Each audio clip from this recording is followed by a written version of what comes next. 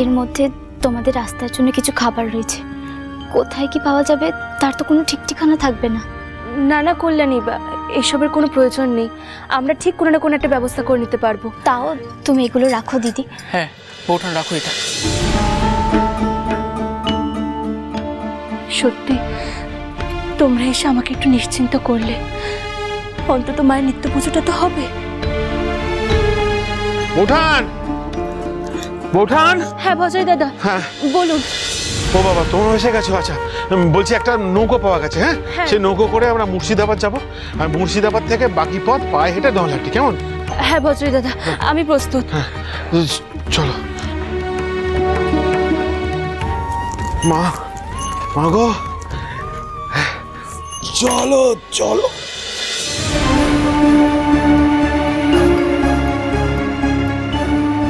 পরমেশ্বরী, মায়ের খেয়াল রেখো। হ্যাঁ, আর তাড়াতাড়ি ফিরে এসো, আমরা সবাই অপেক্ষায় থাকবো।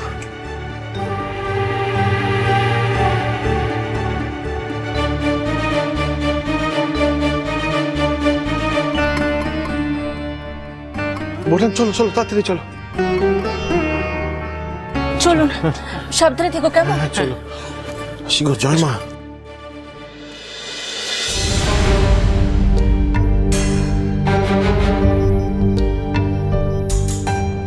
কি হলো, ভয় করছে নাকি নরহরি? এতদিন জঙ্গল দাপিয়ে বেরিয়েছি, কিন্তু আজ যেন কেমন একটা হচ্ছে। এই কাপড় বদলে মানুষ মানুষ হতেই মনের মধ্যে যেন ভয় চেপে বসছে। আপনি হাসছেন? হাসবো না? হ্যাঁ, কাপড়ের সাথে সাহসের কি সম্পর্ক নরহরি? হ্যাঁ, যে সাহসী সে অন্তর থেকে সাহসী, সে অন্তর থেকে বীর। এই থানের অনেক ভয়ঙ্কর গল্প আছে, অতি বড় বীরও এই থানকে সমঝে চলে। কেন, কি এমন গল্প শুনি? এটুকু বলতে পারি যে এই থানে একবার এসেছে সে আর প্রাণ নিয়ে ফিরে যেতে পারেনি, আর তাই আমিও। তাই তুমিও আর ফিরে যাবে না তাই ভাবছো, তাই তো? তাহলে এলে কেন? আপনার ভরসা, কেমন যেন মনে হলো আপনি থাকলে ঠিক উদ্ধার পেয়ে যাব। সেটাও ভাবছো, আবার ভয়ও পাচ্ছ? বাহ, এসব ভেবেই তো নিজেকে শান্ত রেখেছি। অত ভয় পেও না নরহরি, পা চালিয়ে চলো, তাড়াতাড়ি আমাদেরকে ওই মায়ের থানে পৌঁছতে হবে। আমার গুরুদেব সেখানে আমার জন্য অপেক্ষা করছেন, কোনো ক্ষতি হবে না। এসো এসো।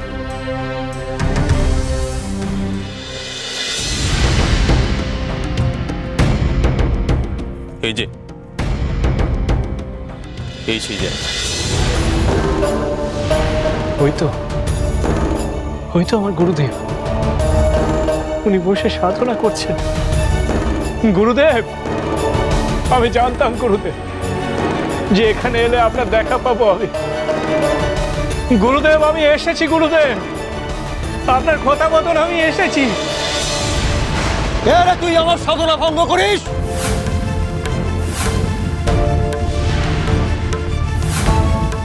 আপনি? ইনি তো আমার গুরুদেব নন, ইনি অন্য কোনো সাধক। তুই জানিস, তুই জানিস তুই কত বড় পাপ করেছিস? আগে আপনি আমাকে ক্ষমা করে দেবেন, আমি ভুল করে আপনার সাধনাতে বিঘ্ন ঘটিয়ে ফেলেছি। তুই সাধক, তুই সাধক হয়ে আর একজন সাধকের সাধনা ভঙ্গ করলি? লজ্জা করে না তোর? আগে আগে আমি যার পর নাই দুঃখিত, এ ভুল একেবারে অনিচ্ছাকৃত। আমার সাধনার চরম পর্যায়ে ছিলাম আমি, এই ভুলের কোনো ক্ষমা হয় না। তোকে তোকে আমি চরম শাস্তি দেব। আমার হাতে আজ এখানে প্রাণ দিতে হবে তোকে।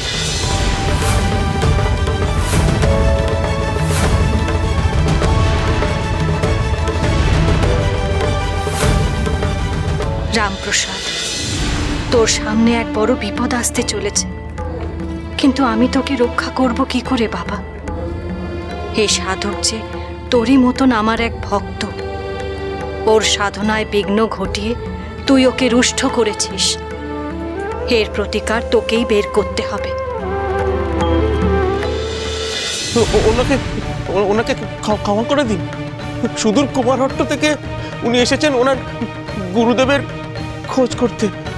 আগে কৃষ্ণানন্দ আগমবাগীশ মহাশয় আমার গুরুদেব, উনি আমাকে আসতে বলেছিলেন এই স্থানে। আমি এখানে এসেছি মায়ের সাধনা করে মায়ের দর্শন লাভের আশায়।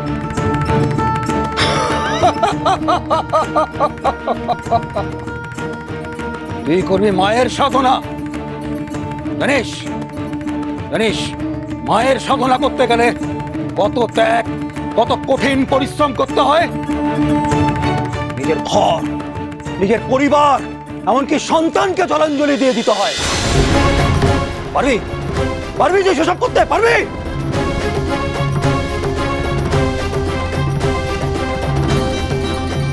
কি হলো, চুপ করে গেলি কেন? পারবি তো সব ত্যাগ করতে? না, পারবো না। আমার পরিবার, আমার সন্তানকে আমি জলাঞ্জলি দিতে পারবো না। তাহলে কিসের সাধনা করতে এসেছিস তুই এখানে? তুই কোনোদিনও মায়ের দেখা পাবি না। না, আমি আপনার কথা মানি না। কে বলে যে মায়ের দেখা পেতে গেলে সংসার ত্যাগ করতে হয়? সংসারে থেকে মায়ের সাধনা?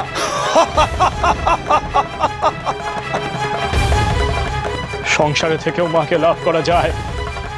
আমার গুরুদেব আমাকে তাই বলেছেন এবং আমি তাই মনে প্রাণে বিশ্বাস করি। তোর মতো দুটো ভণ্ড আর হয় না।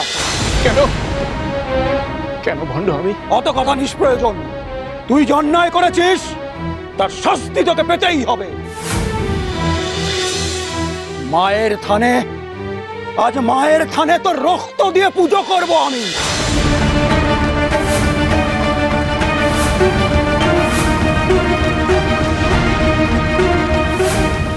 না না, এমনটা করবেন না। এটুকু ভুলে শাস্তির মৃত্যুদণ্ড হতে পারে না। এই, তুই কেন আমার মুখের উপর কথা বলিস? আর একবার কথা বললে ওর সাথে তোকেও আজ বলি দেব।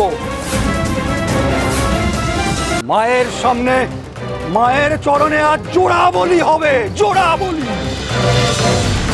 নরহরি, তুমি ফিরে যাও। না, আমি যাব না। আমার কথা শোনো নরহরি, তুমি পালিয়ে যাও। কোন অন্যায় করলে পালাবার কথা ভাবতাম, শাস্তি পেলেও বুঝতাম করেছিটা কি। কথা বাড়িও না নরহরি। না ঠাকুর, আমি আপনাকে ছেড়ে কোথাও যাবো না, কোথাও না। আমি চাই না যে আমার জন্য তোমার কোনো ক্ষতি হোক নরহরি। ফিরে যাও, তুমি যাও।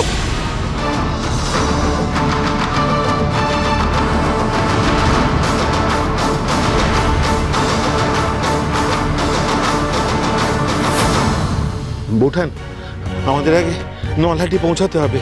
সেখানে গিয়ে মা নলহাটেশ্বরী মন্দিরের খোঁজ করতে হবে। হ্যাঁ। আর কত দূর ওখানে যেতে লাগবে ভজহরি দাদা? মানে আমরা ওখানে পৌঁছতে পৌঁছতে উনি যদি ওখান থেকে চলে যান তখন? সেটা অবশ্য ঠিক। ওই তো একজন আসছে, ওনাকে জিজ্ঞেস করি। ও দাদা দাদা দাদা, বলছি কি যে এই নলহাটি কত দূরে এখান থেকে? নলহাটি সে তো অনেক দূর। নবগ্রাম, পঞ্চগ্রাম, লোহাগ্রাম, তারপর নলহাটি। তাহলে কতক্ষণ যেতে লাগবে ওখানে? সে তো রাত পেরিয়ে ভোর হয়ে যাবে। তাছাড়া এত রাতে আপনারা যাবেনই বা কিভাবে জঙ্গল পেরিয়ে? ও বৌঠান, উনি কি বললেন শুনলে তো? এখান থেকে তো অনেক দূর। আর তাছাড়া এত রাতে জঙ্গলের পথ দিয়ে যাওয়াটা কি ঠিক হবে? সে যাই হোক না কেন ভজহরি দাদা, আমাদেরকে যেভাবে হোক ওখানে পৌঁছতেই হবে খুব তাড়াতাড়ি। তাই আর দেরি না করে তাড়াতাড়ি চলুন, দেখি তাড়াতাড়ি পা চালান। চলো চলো চলো। আমি এটুকু বুঝি যে যার যার বিশ্বাস তার তার কাছে। আপনার সাধনার পথ যদি সঠিক হয় তার মানে তো এই নয় যে আমার সাধনার পথ ভুল। তুই বোঝাবি আমায়? আমাকে তোর কাছে শিখতে হবে? না, আমার কাছে শিখতে হবে না। আমার শুধু এটুকুই অনুরোধ যেন আমার সাধনার পথকে আপনি তুচ্ছ না করেন। তুচ্ছ করি আর না করি তোর অভীষ্ট এভাবে সিদ্ধ হবে না। কিন্তু আমার যে বিশ্বাস যে আমি এই পথেই মায়ের দেখা পাবো, এবং আমার এও বিশ্বাস যে আমার মাও তাই চান যে আমি সংসারের মধ্যে থেকে মায়ের সাধনায় ব্রতী হই। মা চান তাই তো? ঠিক আছে, আগে তুই আমাকে প্রমাণ দে তুই কত বড় মাতৃ সাধক।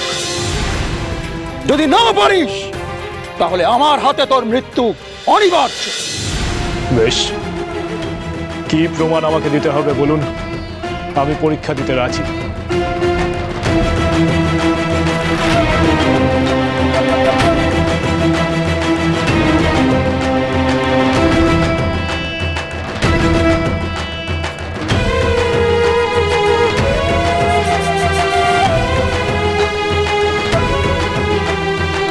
যদি তোর ভক্তিতে এই পাথর গলে যায় তাহলে তাহলে বুঝবো তুই প্রকৃত মাতৃ সাধক। মা গো, এ কেমন পরীক্ষা রে মা? এমন পরীক্ষায় আমি উত্তীর্ণ হব কেমন করে? আজ তুই কঠিন পরীক্ষার সম্মুখীন হয়েছিস রামপ্রসাদ। তোকে তোর ভক্তির জোরেই সেই পরীক্ষায় উত্তীর্ণ হতে হবে।